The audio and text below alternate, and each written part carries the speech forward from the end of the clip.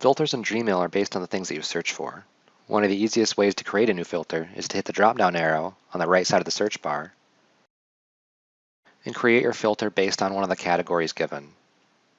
Either it's from a given individual, has a certain subject, or has a certain word in it. In this example, we're going to create a filter based off of emails that are coming from a given individual. We're going to type in our colleague David's name. Now that I've filled in one of the search fields, I can now create a filter based off of those search requirements. This will take me to a screen where I can choose what type of filter I want to create. The first option allows me to have this message skip the inbox. In this case, I most often would have it applied into a label, treating that label like a folder. I can also have this message marked as read, have it starred, forwarded to a given email address, deleted, marked as spam, sent into a template, marked as important, never marked as important, categorized.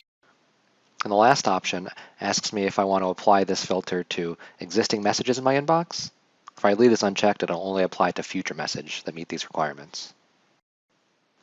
Now when I hit the Create Filter button, my filter will be created, and my new messages from David will skip my inbox and now go into my client's label.